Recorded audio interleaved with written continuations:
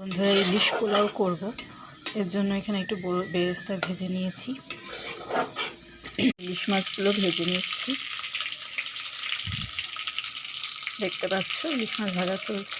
গোটা গরম মশলা ফোড়ন দিয়ে দিয়েছি, দুটো কাঁচা লঙ্কা ফোড়ন দিয়ে দিয়েছি, আর এদিকে একটা পেস্ট করে নিয়েছি। পেঁয়াজ, রসুন, আদা, টমেটো, কাঁচা লঙ্কা সব মিশিয়ে একটা পেস্ট করে নিয়েছি। এই পেস্টটা দিয়েই রান্নাটা করব। তো চলো মাছটা আগে রান্না করে নিই। মশলা কষানো চলছে। মশলা কষাতে কষাতে এখানে একটু গুঁড়ো মশলাগুলো দিয়ে দেবো।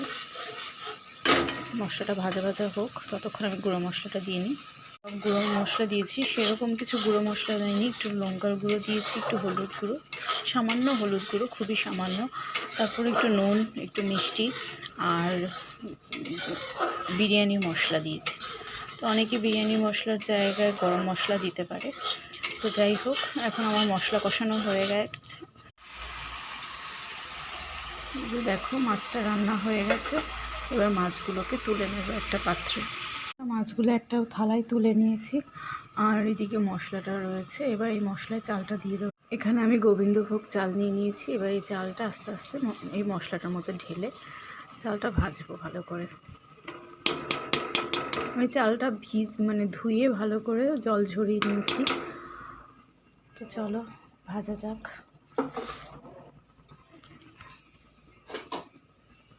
চালটা ভাজা হয়ে গেছে, আর এখানে আমি গরম জল যতটুকু চাল নিয়েছিলাম সেই অনুযায়ী গরম জল করে নিয়েছি।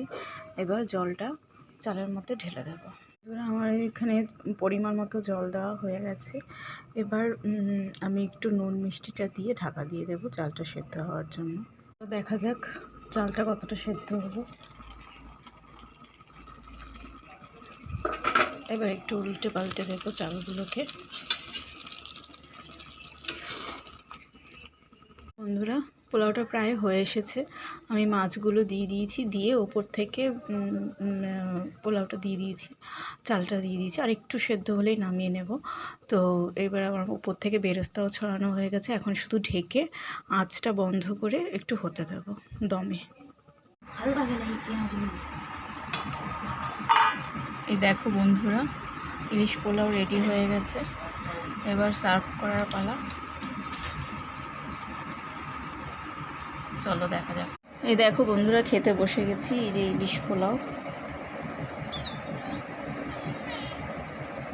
চালটাও ঝরঝরে হয়েছে। তো কেমন হলো অবশ্যই জানাবে, তোমাদের কাদের কাদের পছন্দ সেটাও জানাবে।